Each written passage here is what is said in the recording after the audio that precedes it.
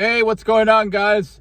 It's me, JV, coming to you live today on this Halloween. It is Thursday, October 31st, 2024. And according to the Christian, evangelical Christians, if you celebrate Halloween, you will be burning in hell for eternity. So just keep that in mind. If you're going to be celebrating this pagan holiday, Halloween, you will be burning in eternal hell according to the evangelical Christians. So take actions at your own peril. And by the way, Halloween is a very, very, very, very old traditional holiday that dates back to the Irish, I believe, in Celtic. The Irish 2,000 years ago, when they celebrated a holiday in which the end of the summer season was upon us, and the start of the fall season began. And during the fall season, of course, that's when everything ends, when everything dies.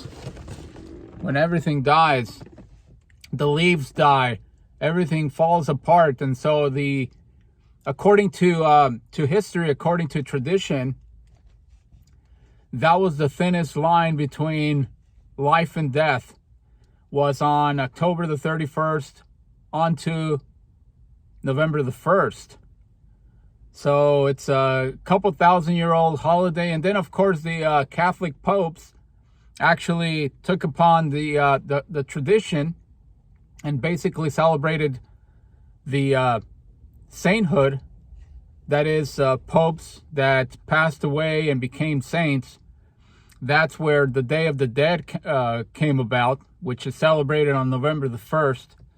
And in many Latin American countries, the Day of the Dead is celebrated on November the 2nd, Dia de los Muertos. So that's going to be happening this coming Saturday. But that's where Halloween came about.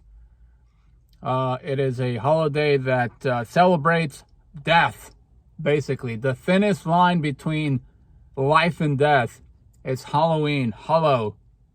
Halloween. Anyway, the reason I'm making this video, by the way, I just wanted to just talk about the tragedy that took place in Valencia, Spain, a couple of days ago, in which there was a torrential rain that took place in a matter of a day. It took about 8 to 12 hours, in which the city received a deluge that normally happens in a time span of about a year. And they basically got the rain equivalent of a year's worth of rain in a matter of 8 hours, according to the news outlets, the various news outlets internationally and also here in the United States. And the latest death toll, or the latest death count that I heard on the news this morning, is that they had 92 people had perished as a result of the destruction and the rain. So 92 people died. Countless animals were basically taken away by the powerful currents of the water that spilled over the streets of Valencia and other municipalities within the city. And when you look at the images, it's just absolutely apocalyptic. It looks like a war zone. It looks like somebody just dropped an atomic bomb there and blasted everything. The buildings are completely damaged. The cars were piled up on top of each other. There's mud all over the place. There's just destruction and just complete and utter death in the city of Valencia. And all this, they were interviewing a lot of the citizenry there, and they mentioned that they had never seen anything like this in their entire existence, that this was by far the most catastrophic natural disaster that they had ever witnessed in their entire lives. And of course, you're seeing it already. You're seeing more and more of these events around the world. You saw it in the southeast a couple of weeks ago here in the United States. You saw it down in Mexico, in Acapulco, a couple of weeks ago. You're seeing it all over the world. these natural disasters that are becoming more and more powerful, that are becoming more and more destructive, it's the new norm. It's our new reality, unfortunately. And some tinfoil conspiracy theory crazy lunatic scumbags believe that the government is actually manipulating the weather, and according to their stupidity, they say that the powers that be, of course, they never mention specifically who. They just mention the power structure. God knows what they're talking about. Who's the power structure, I wonder? Who are these powerful beings that are manipulating the weather? And if that's the United States government, don't you think, for example, that if this was the case, you don't think that Moscow would be drowning in water right now? You don't think that Beijing and Shanghai and China would be drowning in water if that was the case, if they were able to manipulate the weather? I mean, give me a break. But anyway, whether you believe those fucking nut jobs, or if you believe that climate change is real, that the fossil fuel industry is destroying this planet, and along with so many other factors that are contributing to this violent weather pattern that we're witnessing, this is our new reality. This is what we have to grapple with moving forward, I think. And I don't think there's any solution in sight, to tell you the truth. But it really opened my eyes, and it made me once again realize how insignificant everything in our existence is. How in one day our entire world can be completely turned upside down, and we can be totally destroyed and annihilated, and our lives could be changed forever. I mean, look at these people in Valencia. How do you think they feel? How do you think the family members of the 92 people that passed away, sadly, and unfortunately that figure probably is going to climb as they continue to dig for more bodies, how do you think they feel, knowing that the day before everything was honky-dory, everything was calm and nice, and they had other things to worry about that were not very significant at all, and they thought that they were significant, and then this happens, and then this natural disaster occurs, and their entire world's change forever. And I think it's another reminder, and it's another example, and it's a learning lesson that we have to live life to the fullest, that we have to be thankful every single day that we wake up in the morning. We have to be thankful that we're alive. We have to be thankful that we are healthy.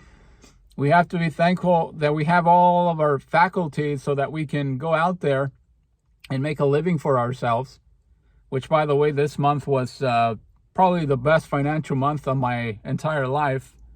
I don't think I've ever made more money in my life than the amount of money I made in the month of October, which concludes today. But anyway, I digress. It's we got to be thankful. We got to be thankful that we're alive, that we have health. And we shouldn't take things that seriously. We shouldn't take other things that are so irrelevant, so insignificant, where people fight over stupid, idiotic things. We need to remind ourselves that, you know what? It's not that important. It's really not that important, because I'm alive, I'm healthy, my family members are healthy, I have good friends, or even if you're lonely, it doesn't matter. You know, maybe a lot of people like myself, I speak for myself, I like solitude. I like being alone. It gives me opportunity to think and, be methodical as to what I want to do next. Whatever the case may be, the fact that we are alive and we are healthy, that's all that matters. To me, that's the most important thing. And so I think we should, as a human species, I think we should start living life to the fullest. We have to minimize irrelevant things that occur in our lives that we think are very important, that are a big deal, when in reality they're not. When the fact of the matter is, we're very blessed to have what we have. And unfortunately, a lot of people don't see it that way. Unfortunately, a lot of people will continue to live in their own bubble until tragedy strikes, until they witness firsthand a calamity, a natural calamity like the people in Valencia, Spain, witnessed a couple of days ago. That's when they finally opened their eyes and they realized, I took everything for granted when I was healthy, when I was alive, when I had a house, when I had a roof over my head, when I had, you know, the basic necessities that I need in order to be successful, or in order to be happy, I should say, not successful, but in order to be happy and carry on with my life. I took it for granted, and now that I lost everything, I lost my house, I lost my belongings, I lost my vehicle because of these because of these rains. Now I finally realize how lucky I was when I had all of the things that I had. So unfortunately, it takes a tragedy like that, a natural disaster of that caliber, for people in that region to open their eyes and realize how good they had it before that event occurred. And I was thinking about it, and as I was watching the images, I said to myself, you know what? That could have been us. That could have been me. That could be that I could be in that situation in the foreseeable future. You never know. Maybe we're next. And so we got to wake up in the morning. We got to be thankful that we're alive, that we're healthy, and we got to be nice to people and just carry on with our lives in the most natural way possible. And I think that's the take that I was able to basically surmise in my mind when I saw those images. It once again opened my eyes to the realization that I'm a very, very fortunate individual for everything that I have. But anyway, just wanted to make this video, just wanted to talk about the tragedy that took place over in Spain, and hopefully those people can overcome this tremendous obstacle, because it's the images, I don't know if you guys have seen it, I'm pretty sure you have. It is horrific watching the images. I mean, it's just mind-blowing. It's breathtaking, especially when you look at the video that's coming from the various drones that are flown above the city and the entire destruction. And it looks like a pond. It doesn't even look like a city. It looks like a gigantic pond filled with water. It's unbelievable. Anyway, thank you very much for watching.